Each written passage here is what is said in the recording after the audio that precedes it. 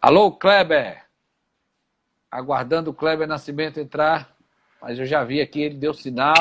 Aí, Kleber. Meu amigo. Tudo jóia? Tudo jóia, estamos aqui nessa live. Eu agradeço o convite de antemão para conversar abertamente sobre um tema que eu só converso e só falo dele fora daqui, em São Paulo, no Rio, em Brasília. Aqui é a primeira vez, é a primeira oportunidade que eu tenho para falar desse tema abertamente com o sergipano, já que a minha atividade nesse ramo é mais fora daqui do que aqui.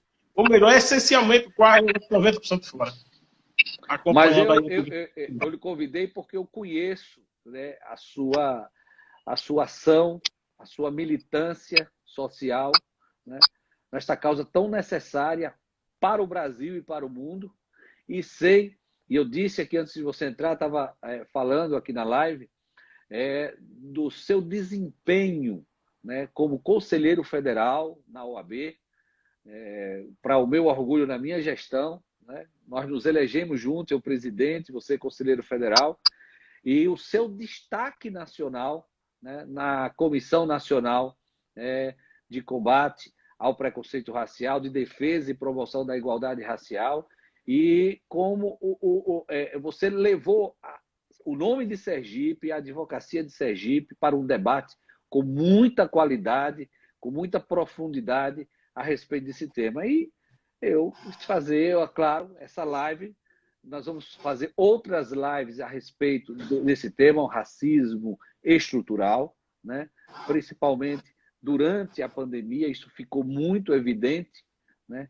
Não só o racismo, como as diferenças sociais, as diferenças culturais, as diferenças, a precariedade da moradia, né, do sistema de moradia, que a grande maioria da população, né, passa por essas privações. A gente está vendo, Kleber, que hoje nós vivemos há 90 dias de isolamento social. Verdade. Só que o isolamento social no Brasil não tem funcionado. O baixo índice, né? O baixo índice de isolamento social, de adesão. E por que não tem funcionado?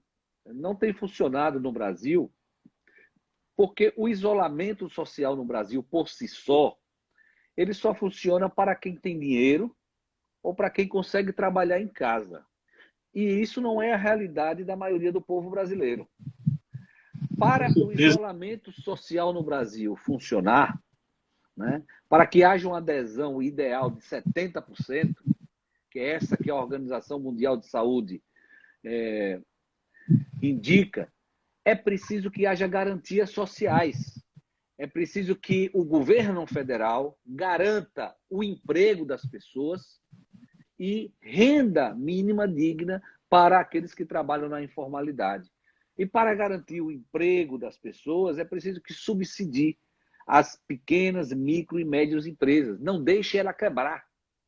Porque na medida que as empresas começam a quebrar, né, com esta pandemia, decorrente da crise, as pessoas começam a perder o emprego. E olhe, quando falta leite da criança, quando falta comida no prato, nenhum ser humano consegue ficar em casa.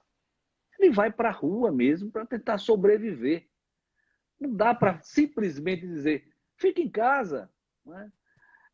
E não se dá as garantias necessárias para que as pessoas fiquem em casa. Eu estou em casa, você está em casa. Nós temos condições de ficar em casa e consciência de ficar em casa, mas a maioria não tem. Sabemos que tem alguns que têm condições e não têm a consciência de ficar em casa. Né? Isso também tem levado ao índice muito baixo. Aqui em Sergipe está em torno de 40% o índice, é muito baixo. Né? E isso é muito preocupante. Isso tem levado ao crescimento dos números de casos confirmados de coronavírus e também ao número de mortes. Eu queria, eu fiz esse preâmbulo, e eu gostaria que você também fizesse um preâmbulo, primeiro para você com maior propriedade, até de que eu, por conta seu envolvimento, do seu acúmulo de conhecimento, fazer um preâmbulo sobre o que o racismo estrutural e como ele efetivamente se estabelece no Brasil. Ok.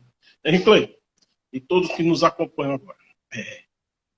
Eu abracei essa causa quase que por uma pressão do grupo, de todo o grupo, de todas as pessoas, porque eu cheguei com uma responsabilização muito grande no Conselho Federal, por ser negro, e virei uma referência do povo negro dentro da OAB, naquele momento que se discutia muita coisa a respeito disso.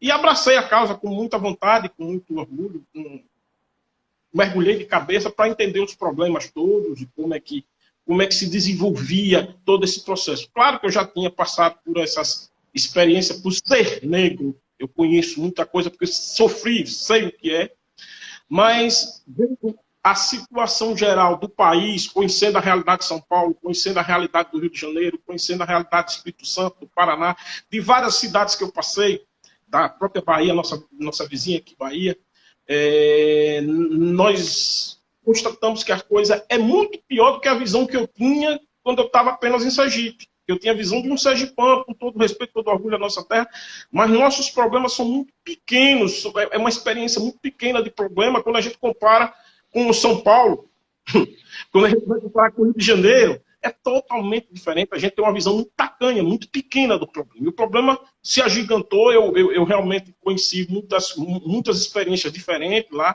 e convivi com algumas pessoas que são maravilhosas, pessoas que estudam isso a fundo, que entendem a problemática, e com eles pude colher um pouco de conhecimento aí na causa, abracei a causa e junto com eles nós tentamos construir durante os anos que nós passamos lá, uma política de discussão, construir um ambiente para discutir o racismo e discutir isso numa instituição, discutir isso institucionalmente.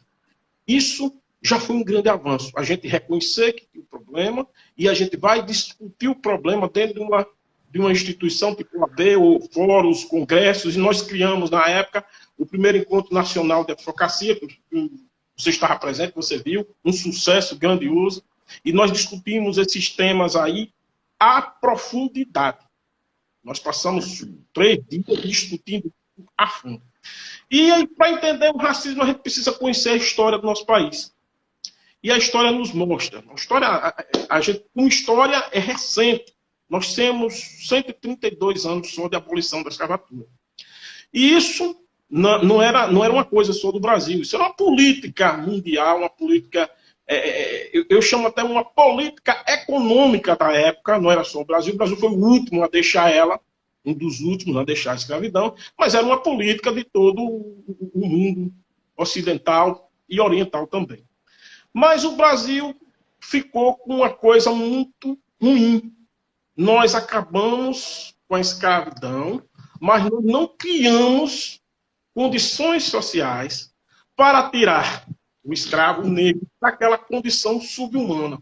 Isso se perpetua até hoje. Não tem que até hoje isso é fruto disso. Eu estou falando da primeira condição econômica. Nós não temos até hoje programas sociais sérios para fazer uma revisão. Nós temos uns ensaios, algumas coisas e outras que as pessoas sequer discutem que isso existe. E realmente, quando a gente vai olhar, é um problema social. E qual é o problema principal dessa história toda? É a economia. Não tem jeito. Quando você olha todo o contexto nacional, nós temos aí autos declarados negros, de 55% a 57%, isso varia, chega até 60%. Mas quando você vai ver esse mesmo recorte, ele não acompanha, vamos olhar, por exemplo, nas profissões, você não vê 60% de advogado, você não vê de médico, você não vê de engenheiro, pelo contrário, você vê uma inversão total disso aí. Aí você vê, tem alguma coisa errada nesses números. Aí se você for passar para os cargos de comando e autoridades, que a gente chama os cargos de gerências e comandos, seja onde for, aí esse índice não é invertido, não. Esse índice é pulverizado. Ele não chega a 5%. E ainda tem o pior dentro desse quadro, que é o caso das mulheres. As mulheres negras sofrem a discriminação mais perversa. Pior. Por ser negra, por ser mulher. Duas discriminações. Discriminações muito pesadas. Muito ruins. O racismo e o machismo. Machismo, tudo junto. Aí você pega num contexto desse, um país desse tamanho, com a elite construiu o país em cima dessas diferenças sociais, e claro, para você manter essas diferenças sociais, você tem que mudar só o mecanismo, e o mecanismo foi sendo absorvido pela população brasileira, que chegou a um estágio de certas pessoas negarem, inclusive, que existe um problema. Quando a gente está discutindo aqui, é muito importante a gente estar discutindo isso, porque a gente começa a olhar o problema com outra ótica. Porque eu ouvia muito, quando a gente abriu o Congresso, quem não entendia profundamente a questão, dizia, isso é mimimi. E os jargão, isso é mimimi de preto. Ou seja, isso é reclamação de preto. Mas isso não é uma reclamação. Isso é um contexto histórico-social que a gente tem que olhar e olhar com os olhos de como ele é o problema. E o problema ele é muito pior. Aí nós estamos agora na Covid. A Covid vem e escancara isso aí. Como é que ele escancara? Ele não escancara só no Brasil. Nós temos um país rico, os Estados Unidos, que o problema ficou escancarado lá também. Que tem uma base um pouco parecida com a nossa, do ponto de vista de problemas raciais. O Brasil, se brincar, ainda é pior, porque nós não discutimos. Nós não discutimos isso abertamente, ainda, salvo nos ambientes que nós criamos, de estudo específico, e no eixo Rio-São Paulo, o eixo Centro-Sul, que discute isso de maneira mais técnica. Aqui no Nordeste é muito difícil a gente discutir essa problemática. Aí vamos olhar qual é o problema estrutural. Covid. Distanciamento social. Bacana. Como é que a gente vai entender essa história? Quando a gente pega o recorte estatístico de São Paulo, que é sério, que você olha um recorte impressionante. Eu peguei os dados. Os negros em São Paulo têm maior possibilidade de morrer por Covid do que os brancos. Mas esse percentual é estarrecedor. É de 62% em São Paulo. Isso está lá na estatística. Claro? Como é? Agora, por que isso acontece? Aí a gente tem que olhar. O negro é mais fraco, ele adoece mais, ele é mais doente. Não, aí você tem que olhar esses números com todos os fatores que vêm ao redor dessa problemática. Quais são os fatores que vêm ao redor de tudo, colega Henrique? É o seguinte, as condições. Primeiro, as condições. Aí a gente vai começar a falar do racismo estrutural. A gente vai começar a falar agora de maneira bem técnica. O que é isso? Qual é a população que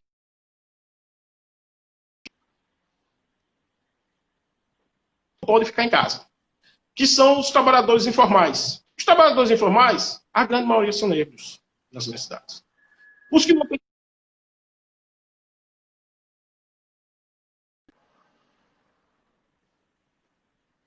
Então, quando você vai fazer esse recorte aí, já começa que a exposição desses trabalhadores que são tidos como trabalhadores essenciais, na sua grande maioria, são negros.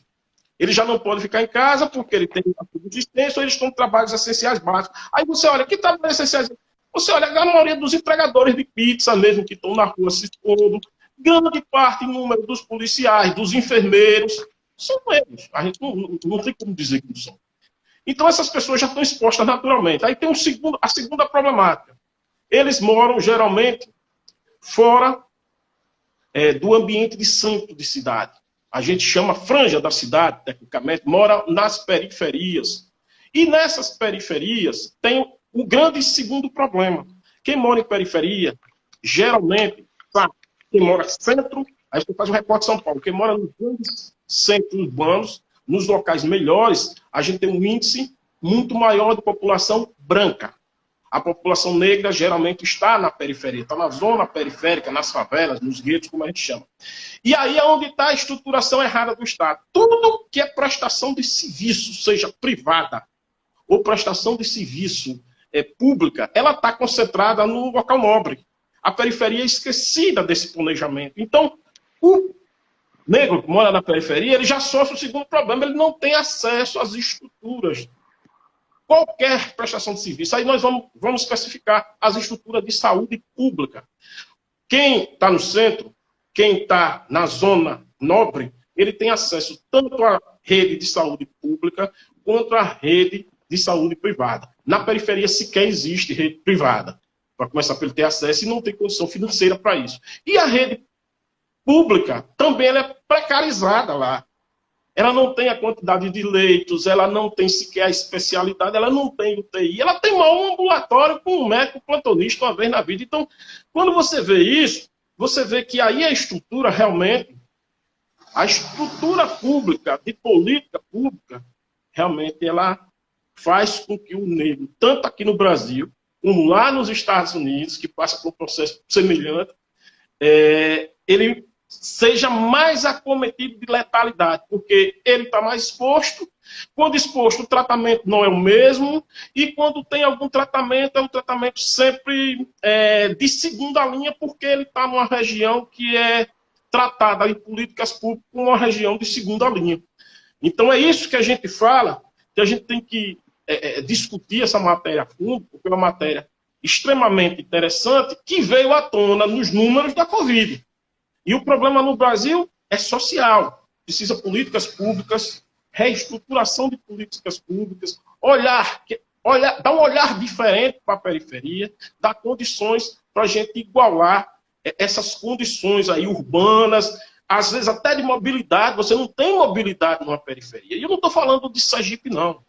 Eu estou falando de São Paulo mesmo. Estou falando do disputo lá com eles. Estou falando de São Paulo. São Paulo a gente vê o que é uma periferia, o que é o centro, o que é uma condição de quem mora, vamos supor, em Moembe, e quem mora em Osasco. Totalmente diferente. Então, você vê que as distâncias lá são muito grandes e as condições de deslocamento também são muito difíceis para quem mora na periferia. Então, quando a gente fala em mobilidade urbana, já é um fator a mais. Às vezes o cara está na periferia, não tem como se locomover para garantir qualquer assistência de saúde. Ele tem que ter a saúde perto dele, e geralmente não tem. Isso é muito, muito, muito, muito, muito. Aí a gente fala do racismo estrutural, que divide a nossa sociedade. Divide entre ricos e pobres. Ricos abastados, a grande maioria branca, e pobres, a grande maioria preta. Aí você diz, mas tem pobre preto? Tem. Mas a política não pode olhar a cor, ela tem que olhar, sabe o quê? A condição social. Eu prego isso a vida toda.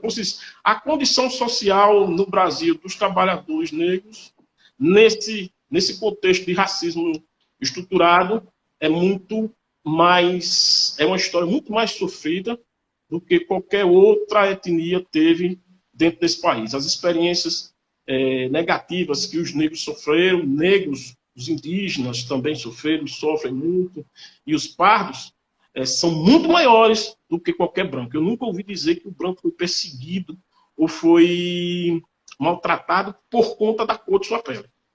Porque a pior discriminação que existe é a discriminação visual, o estereótipo. Isso que é muito mais degradante no Brasil, porque a maioria da discriminação racial é uma raça se sentir melhor do que a outra. A questão é raça. Eu sou curdo, não gosto do árabe. Eu sou chinês, não gosto do japonês. Mas aqui a nossa, ela chega a ser um pouquinho mais tacanha. Ele não gosta do cidadão porque ele tem uma cor da pele que, estruturalmente social, disseram que é ruim. Ele nem se acha melhor, ele não gosta da cor. Repare que coisa estruturada, difícil de entender. Mas aí a gente vai construindo esse discurso que eu estou falando com vocês, a gente já aprofundou muito, e eu estou falando muito livremente aqui com você agora e com quem está nos ouvindo, porque é uma coisa que a gente já discute tecnicamente nos encontros, nas palestras, e eu não gosto de falar tecnicamente não, porque é muito bonito você ver um doutor, um especialista, um mestre, chegar na televisão e começar a falar palavras bonitas, fazendo recortes sociais e não entrar no problema de verdade. O problema é que existe um profundo vácuo de políticas públicas para consertar esse problema, que é um problema socioeconômico. A gente O preconceito... vai esse problema. E a gente o preconceito... não vai mudar. Preconceito. Mas é um preconceito estrutural. O cidadão acha que na periferia, ele não, na periferia, nossa própria estrutura, a gente não entende que a gente tem que investir muito mais na periferia do que no centro. Porque no centro todo mundo já tem as estruturas. Quando eu digo estrutura econômica, estrutura privada, aí você deixa de levar esse investimento para a periferia, porque concentrando num local rico, a elite continua tendo os dois serviços de alta qualidade. Isso é muito ruim no Brasil. E só aconteceu esses dois fatos no mundo, pelo que eu estou sabendo, foi no Brasil, ou seja, onde a população negra sofreu mais, foi no Brasil e nos Estados Unidos. Nos outros países não, porque realmente lá essa parte de saúde pública não tem esse viés de melhor aqui ou melhor lá. Ou seja, o americano tem o sistema público foi devastado agora nesse último governo e só ficou o sistema privado. Nós temos um sistema misto, público e privado. Então, a gente ainda tem uma salvaguarda para o sistema público. Mas o sistema público, nós sabemos as deficiências que nós temos. Então, isso tudo é muito pior quando você vai para a periferia de São Paulo, periferia do Rio de Janeiro. E aí, dificilmente, você vai conseguir ter uma excelência em tratamento de qualquer doença. Muito menos no de Covid. Porque na periferia, pelo que eu vi, pelo que eu andei, não chega nem água lá. Aí o cara lava as mãos. Como é que o cidadão vai lavar a mão se não tem nem água? Para que sabão? Ele não quer sabão, não precisa de sabão, porque não tem água. E muitas periferias desses lugares, a água nem chega. Passa uma semana se chegar a água. Saneamento básico não tem. Aí ele passa distanciamento social. Aí você chega num barraco de 5 metros quadrados com a família dentro. Que distanciamento social você vai falar aí? Essa realidade, né? E é isso que eu quis trazer e quero trazer para a discussão nesse canal. Né? Toda semana nós vamos ter uma discussão, porque primeiro, o preconceito estrutural, Kleber, é tão grande, né? O racismo estrutural, né? Ele é tão enraizado, daí ser estrutural, que até debater esse assunto há preconceito. Então vamos quebrar isso. Olha, você disse que é a primeira vez que está falando em Sergipe sobre isso, né? E já teve a oportunidade, e é um militante social, um ativista.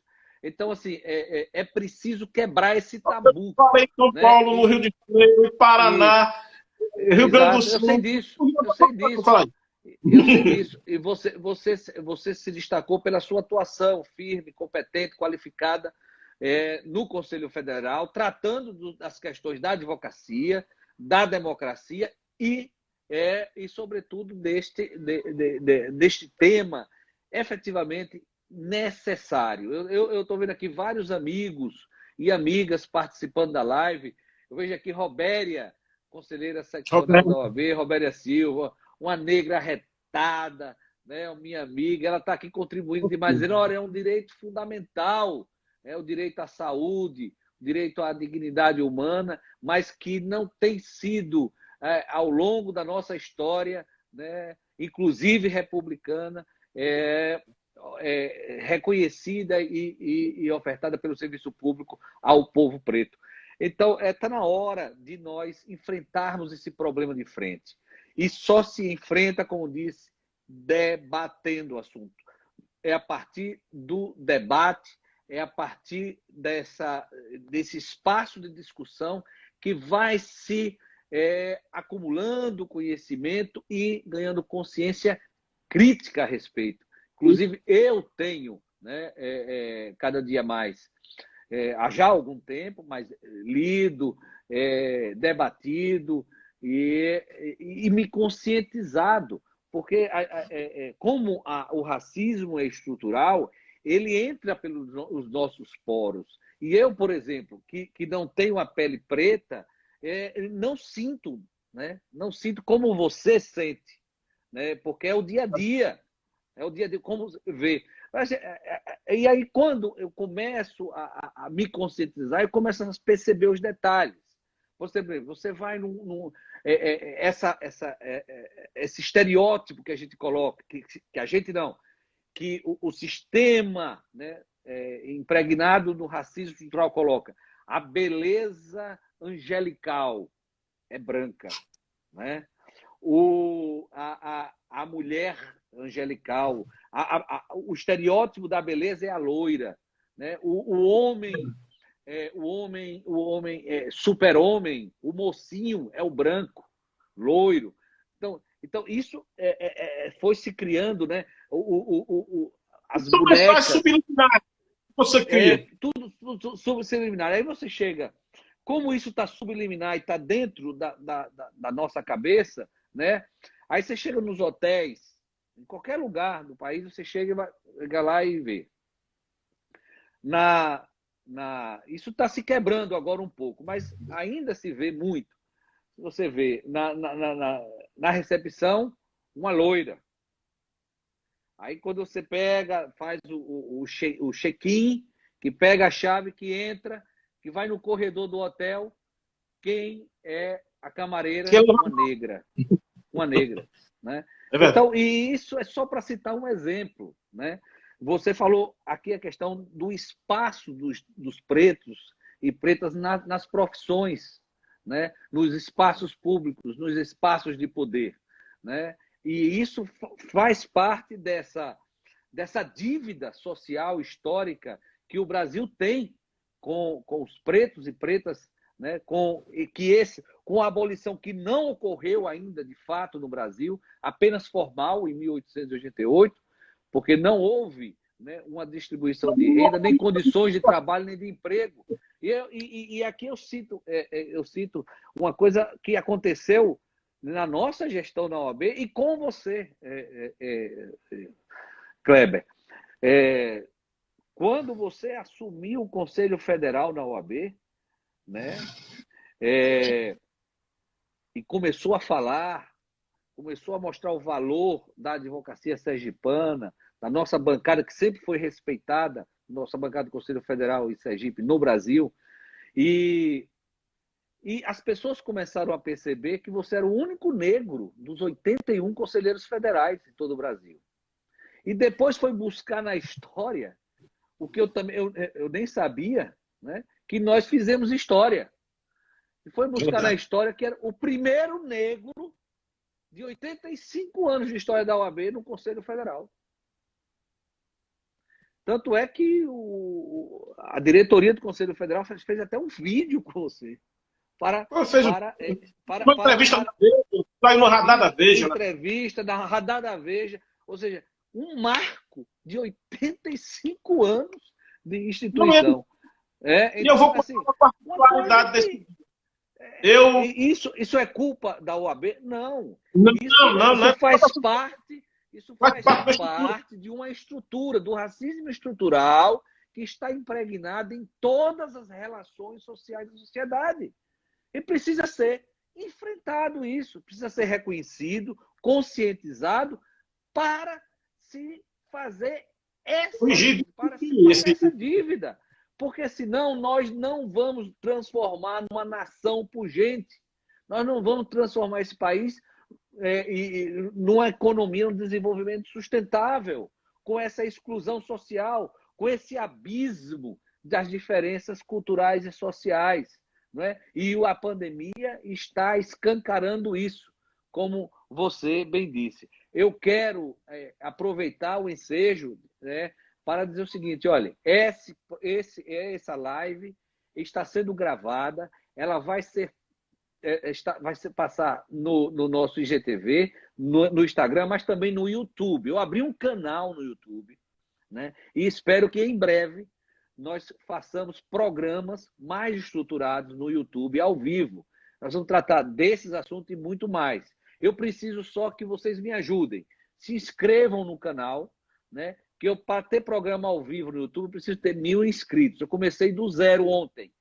Agora, o endereço do YouTube está, né, na minha biografia no Instagram. Você pega lá no meu rosto, lá no Instagram, está embaixo do meu rosto, o endereço do YouTube. Clica lá no YouTube e se inscreve para a gente, em breve, ter no canal YouTube um programa ao vivo para tratar do racismo estrutural e de outros tantos assuntos de interesse social e polêmicos. Mas você com a bola para os 10 minutos finais, Kleber, sobre a nossa live, que está sendo muito interessante, muito participativa, aplaudida por quem está aqui conosco. E nós vamos gravar, deixar gravado e fazer recortes para divulgar mais esse tema. E quero dizer a todos que esse não será o primeira live. Essa é a primeira live, mas não será a única que vamos discutir sobre o racismo estrutural no Brasil e no mundo. Kleber. Olha, para fechar de maneira assim, bem interessante, eu estava discutindo com um grupo hoje, o grupo de ativistas do Rio de Janeiro, justamente sobre essa estrutura de precariedade que tem o povo de periferia, especialmente o povo negro, que está influenciando no comportamento da disseminação do Covid. Porque na periferia ele está se comportando de maneira diferente. Kleber, entrou aí o vereador, nosso amigo Elber Batalha. Quero dar um abraço para ele. Né? Grande Elber. Mas, desculpa, só para dar uma... Rose Rocha, tantos amigos. Vamos lá. Tantos amigos. E o que é que eu discutia hoje à tarde com eles? Que o principal problema é a precarização da estrutura das periferias. Ela é tão mal estruturada já, que faz parte desse contexto que a gente está falando do racismo estrutural, que para você falar em saúde pública, quando o cidadão não tem estrutura na sua residência, quando você não tem água, quando você não tem nada de estrutura, é um luxo. Ele precisa apenas sobreviver, comer. E muitas das pessoas da periferia, elas não podem ficar em casa. Elas não têm o que comer, elas não podem ficar em casa. Elas têm que trabalhar. Não tem jeito. Quem trabalha na informalidade não pode ficar dentro de casa sem trabalhar. E isso foi criado até alguns grupos aí para discutir isso de maneira muito séria. E hoje o que mais entristece a gente é que realmente essa doença não tem nada de democrática nem de social. Ela está atingindo muito mais e muito mais forte quem não tem condições socioeconômicas do que quem tem condições. Nós estamos aqui discutindo de uma maneira bem clara isso, e ela veio só escancarar um problema que nós temos há mais de 100 anos desde a abolição. Problema de estruturação social, diferença de classe. E a estruturação como está feita a sociedade, onde as grandes cidades, vocês têm os centros de excelência, sempre nos melhores locais, e as periferias abandonadas à sorte, é muito complicado. Se a gente mudar, se a gente quiser construir uma nação realmente próspera, a gente tem que mudar esse pensamento, tem que construir junto com todos o coletivo, pensando numa estruturação mais igualitária e tirando as precariedades do povo da periferia, do povo pobre, e criando as oportunidades. E passa, claro, por criação de políticas sociais. Essa história de negar que política social não ajuda, pelo amor de Deus, foi a única coisa que pareceu que ia dar certo, mas muito, como eu digo, parecendo que era mais um favor do que uma política de resgate, de autoestima e de ressocialização do povo pobre, ou do povo negro. Então, essa discussão é muito importante a gente construir com a sociedade, que isso aí a gente tem que construir políticas públicas que mudem a realidade. E só vai mudar a realidade com a mão do Estado mesmo, com políticas sociais para reestruturar essas regiões, para dar pelo menos visualizar que o problema existe. Porque olha, eu só fui entrar e ver o problema quando eu comecei a ir para lá, que eu comecei a ver o trabalho do CUAF, no Freire, Raimundo. Fui ver todos os trabalhos sociais que ele tem lá, fui conversar com eles e vi, rapaz, realmente é diferente. Nós vivemos aqui, nós estamos numa ilha até boa. Nós não temos os problemas que eles têm lá. Realmente, não, até porque nós somos bem menores. Mas quando você chega do tamanho do Rio de Janeiro e de São Paulo, é impressionante. Impressionante. Ô, Cleber, eu quero agradecer muito a sua presença, a sua participação, como sempre, muito qualificada.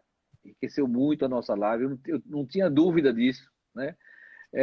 Foi uma alegria dupla, porque é uma alegria duplicada. Primeiro, por você proporcionar essa live comigo, um assunto tão importante e necessário a gente inaugurar nesse canal, né?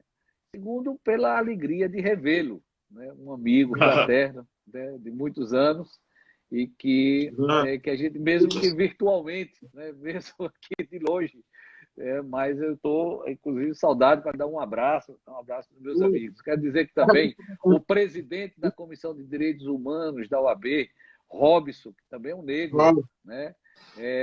Porque é o seguinte, o Brasil tem, inclusive, essa coisa, só no Brasil tem essa invenção de mulato, né? Não existe mulato, né? Não existe mulato. Isso faz parte do racismo estrutural, né? Do racismo estrutural. Tem tantas expressões, quando você quer se ofende, muitas vezes quando se ofende, você diz assim, quando as pessoas, você quer denigrir a minha imagem, ou seja, denigrir é tornar negro, né? Denigrir significa tornar negro, ou seja, você quer tornar negra a minha imagem. Ou seja, são expressões que estão no nosso dia a dia que fazem parte desse racismo estrutural. Então, é importante você tomar consciência, você enfrentar esse problema com debate. Isso não significa... O professor Silvio Almeida disse isso no início e vou aqui terminar com ele.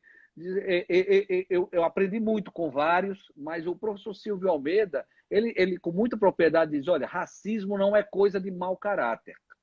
Isso me impactou. Isso não é coisa de mau caráter. E nem é coisa cultural. Ele é coisa de... o racismo, ele faz parte de uma estrutura de poder. E das relações... estrutura de poder e das relações sociais que se estabeleceram no mundo e no Brasil. Por 350 anos neste país, a escravidão foi a atividade lucrativa para os brancos, para o Império Português, né, para a elite branca desse país. E hoje continua o racismo, não a escravidão, mas o racismo e a exclusão social dos pretos e das pretas, a atividade mais lucrativa da elite branca deste país. Insensível, porque escravocrata, porque é com o braço forte, o trabalho, a energia, o conhecimento das pretas e dos pretos que constrói a riqueza desse país, que constrói a renda desse país, o desenvolvimento econômico desse país, porque a maioria desse povo é negro, né? Só precisa ser reconhecido, né? E o reconhecimento se dá, primeiro, não só com palavras, mas com políticas públicas, como disse muito bem Robério aqui na nossa live, com políticas públicas voltadas para o povo preto e o povo preto e pobre.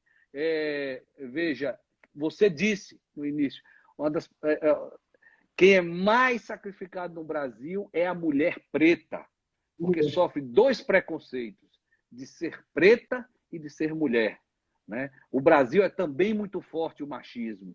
É outro tema que eu quero tratar aqui no canal. Esse canal, ele vai estar permanente todos os dias, às 18 horas. Eu convido a todos para estarmos juntos. Cléber, eu queria pontuar uma coisa. Eu pontuar uma coisa. Terminar porque o Instagram termina com 1 hora, viu? Mas só para dar um abraço. A única política que tem que funcionar é das cotas raciais. Essa funciona. Mas ela é fraudada. A gente tem que discutir isso. Tem muita fraude nessa coisa. Que é um absurdo. Pronto, é um bom tema para a próxima. Aqui o presidente está dizendo que nós só temos 30 segundos para encerrar.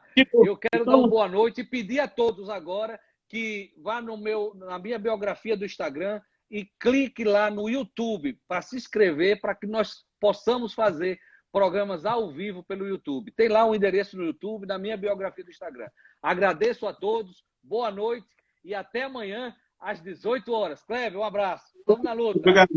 Até mais. Vamos à luta.